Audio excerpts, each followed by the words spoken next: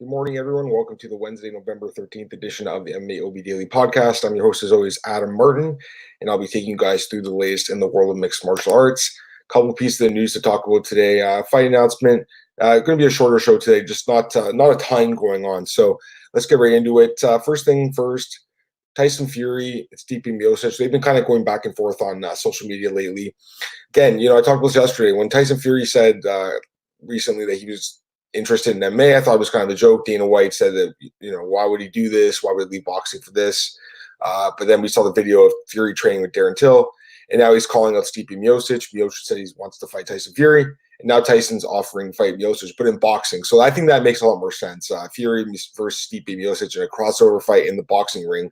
It just wouldn't make sense for Stipe or for Fury to come over to MMA at this point in time. He just doesn't have the grappling to compete with a guy like Stipe Miocic, or quite frankly, most of the heavyweights in the UFC. Yeah, there's some guys at the bottom end that Tyson Fury actually could beat right now, but the top guys that could take him down he would obviously lose to. So I think that the fight with Miocic, if that happened in the boxing ring, makes so much more sense. It'd be a fun fight. Obviously, Fury would be a big favorite in that fight, but Miocic is a very talented boxer. For the most part, is a pretty solid chin, I'd say. He has been knocked out a couple times with the small gloves in MMA, but who knows how he would do in boxing. I think it'd be a fun fight for the fans. Do I think it happens? I don't know, but I mean, with the Zuffa boxing thing potentially happening, that does give it, I think, a better chance of it happening than it would have in the past. We did see Conor McGregor go to boxing to fight Floyd Mayweather, so you can't say no to this fight, like a complete no to this possibly happening down the road. I still feel like Stipe is going to fight DC, even though he says that Fury's a more interesting fight for him. Fury has to fight Deontay Wilder again, but who knows? Maybe next summer, maybe the year after. I wouldn't completely write this fight off. I just feel like there's a few other fights with both these guys in their respective sports first before this potentially happens. But yeah, to me, if Fury does fight Miocic, it's going to happen in boxing, not in MMA. It just doesn't make sense. A couple other things here. Nate Diaz, the other day, a fan messaged him on Instagram and said that, hey, Nate, I lost money betting on you against Jorge Masvidal.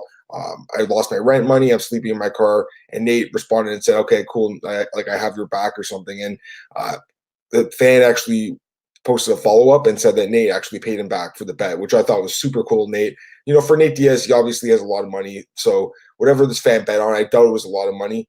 If you're saying it's rent money, maybe, a couple hundred, maybe $1,000 or something, but still super cool of Nate to actually go and pay this guy back. Apparently he sent him PayPal. The guy has the text message conversation or the Instagram DM, whatever it was. And I thought that was super cool of Nate. So Nate obviously trying to gain some more fan support if he didn't have any already. The guy is one of the most popular fighters in the sport. And honestly, I think even people that don't like him, if they see this story, they're going to be like, wow, this guy is an awesome dude. So super cool. Nate Diaz, apparently he gave the guy back the money he lost, plus a little bit extra for his troubles. So super cool, Nate Diaz. Got to give him some respect here. Just an awesome gesture by Nate Diaz.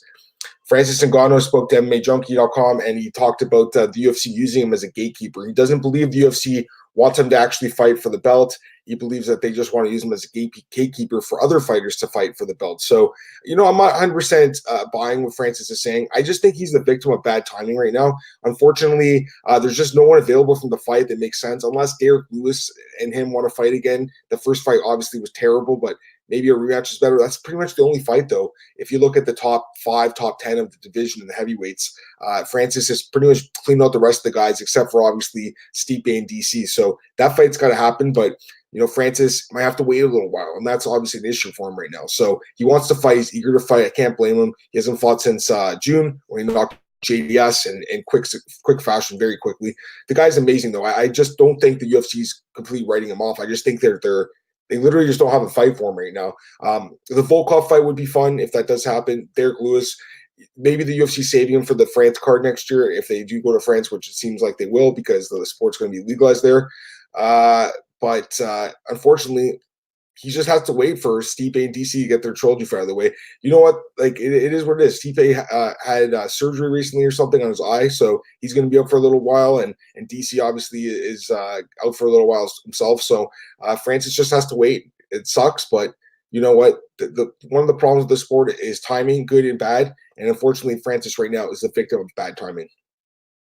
Logan Paul's back in the news. This guy, he can't escape the MMA news cycle. TMZ caught up with him again. They asked him what his thoughts were on fighting CM Punk, because it seems like that's a fight that some people want to see. I mean, listen, like, CM Punk obviously is not a great MMA fighter by any means. He went 0-2 in the UFC. I don't think he's a guy that should have ever been in the UFC, but he is a guy with a big name. So Logan Paul says that he would be interested in fighting CM Punk. He says he wants to fight him in either the UFC or Bellator. And he also mentioned Dillon Danis as a potential opponent, but in boxing, not in MMA. He just thinks Dillon's ground game would be way too much, and obviously it would be. So you could see Logan Paul potentially fight CM Punk, or maybe box Dillon Danis. I wouldn't be surprised if either thing happened. He says he has a conversation with DAZN. I think he had this meeting yesterday. So DAZN clearly likes this guy. The subscriptions are through the roof after the fight with KSI. So I feel like with DAZN having to deal with Bellator and with Logan Paul, you could see Logan Paul versus Dillon Danis in Bellator or in DAZN or whatever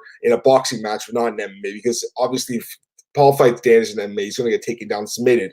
A couple other things here. Derek Anderson, unfortunately, is out of his fight at Bellator 235 against Michael Page. So they're looking for a new opponent for Michael Page for that card next week in England. Gerald Harris has offered his hand for the fight, but he wants it at 180 pounds catch weight. It is on short notice. Maybe Bellator would be open to that. They do catch weights all the time, so I don't see why they wouldn't be. And we'll see what happens there. And the last thing is a fight announcement in Bellator.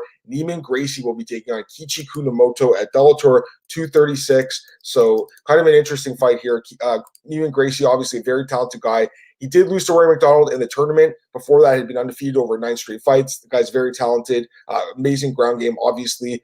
And then Kiichi Kunimoto is a veteran of the sport, a veteran of the UFC, a veteran of Bellator, but a guy that is very beatable. He's coming off a knockout loss against Ed Ruth. He's lost 3 of his last 5 fights. He kind of flamed out of the UFC with a 3-2 record. I would favor Gracie quite highly in this fight, even though Kunimoto is pretty tough to submit, only been submitted twice in almost 30 fights. So very tough to submit, but I do think Gracie would be able to finish him if the fight goes to the ground. All right, guys, I think that's it for today's show. Again, a little short one today, but that's okay. All right, you can check me on Twitter at MMAOB. This podcast, as always, available at MMAOddsbreaker.com. Go to our YouTube channel, like, share, subscribe. Tell your friends about it. Check me out at bjpenn.com and MMARings.net. This podcast is also available at SoundCloud, Anchor, and iTunes. I appreciate if you guys subscribe to the podcast on iTunes. If you want to listen to the audio version of the show, leave a review if you can as well. And that's it for today's show, guys. All right, thank you for joining in, and I'll be back tomorrow for the Thursday edition of the MMAOB Daily Podcast. Have a good one. Bye.